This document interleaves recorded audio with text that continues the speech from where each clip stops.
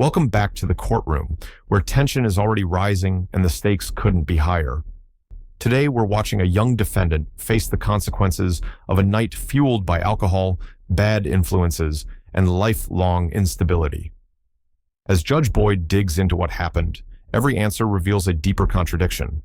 Was this a reckless mistake or something far more intentional? The testimony you're about to hear pulls apart the defendant's story piece by piece, exposing gaps, shifting explanations, and a pattern of choices that the court can't ignore. Stay tuned, because what unfolds in the next few minutes might be the breaking point that determines her entire future. So why did you do this? Your Honor, I made a mistake. I was hanging around with the wrong crowd, and No. Let me just tell you, don't do I was hanging around with the wrong crowd, because if that other person were before me, they would say they were hanging around with the wrong crowd. And I would say, who is that? And you know who that would be? You. So why did you do this? I wasn't thinking right. I was being dumb and ignorant. Well, this person is supposed to be your friend. Is that not true? No, Your Honor. That's what it says in the stipulation, that they knew you. And this person gave you and the other person who you were with, who was your friend, a ride. And then you said, well, you know what? I just want to talk to them with us two alone. And then that person got out of the car so you could speak to them. And then you immediately get out of the car, get in the driver's seat, take off and hit that person with the vehicle. That's what the stips are. So why would you do this to a person who's supposedly your friend? We were arguing at the time, Your Honor. No, it doesn't say anything about you arguing with him in the stips. What it says was, victim works as a taxi driver, gave his friend, that's you. So since they say friend, I'm assuming that you all have a prior relationship and he considers you a friend. So he gave you a ride and your other friend a ride.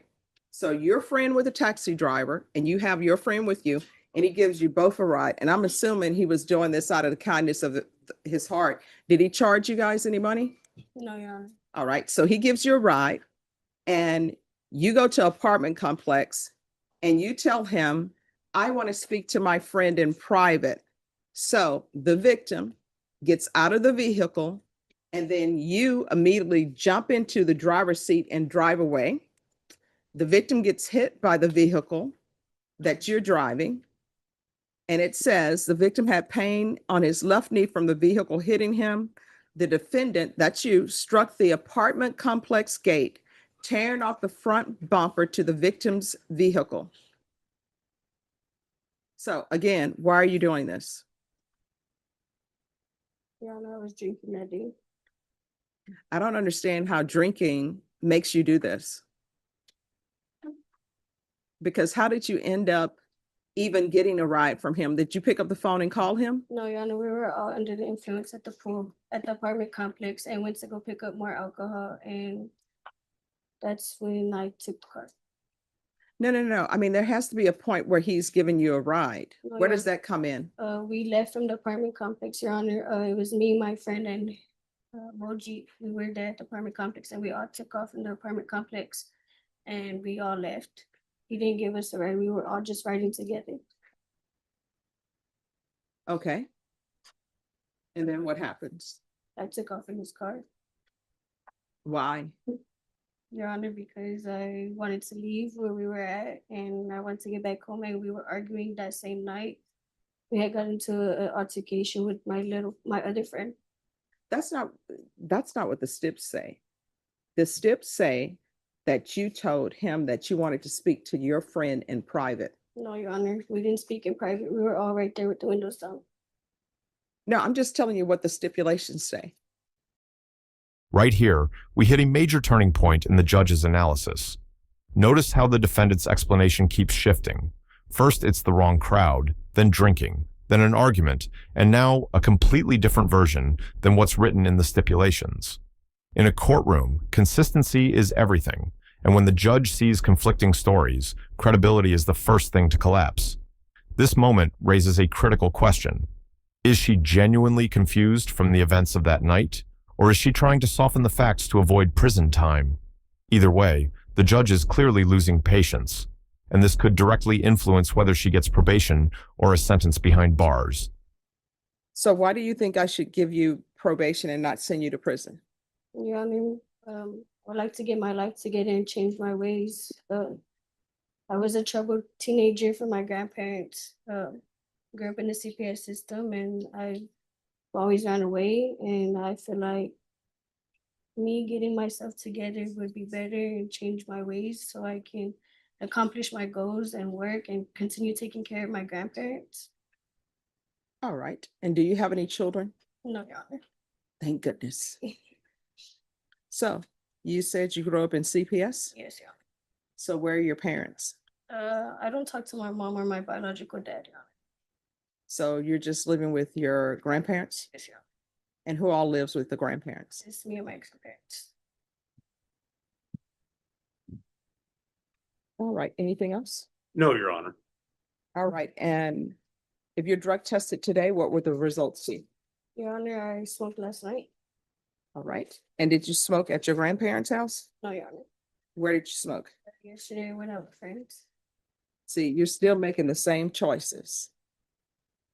And if you're coming to me and you want probation, the least you can do is come clean and sober. And you're not even doing that.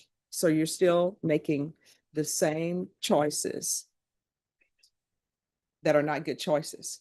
So when you're smoking marijuana, are you going to tell me you were with the wrong people No, Your Honor.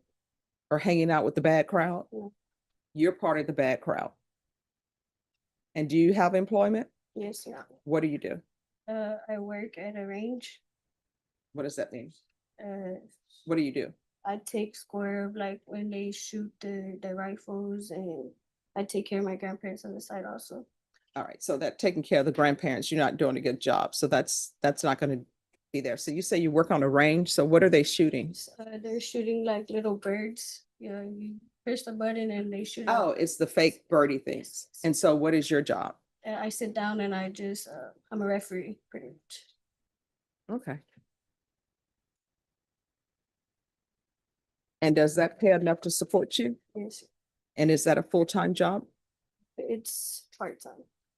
All right, so you're gonna have to get a full-time job, you understand? And your grandparents, they're letting you stay there, so their rules apply. And if you want me to give you probation in this case, you're gonna be on GPS. Sure. Is there anything, State, you wish to say? I know you're silent. I don't know if there's something you wish to say with regards to facts. Your Honor, I know that the defendant had her recitation of the facts and the court is reading the facts from the stips.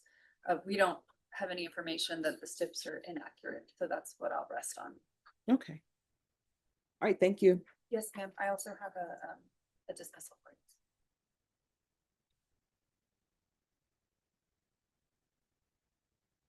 Oh, this is county court. no, You'll you're have to right. take it there. Misdemeanor. Yes, I forgot about that. Thank no you. problem.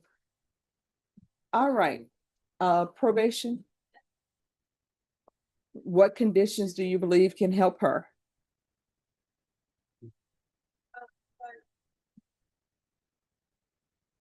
We are obviously have drug issues, bad decision making.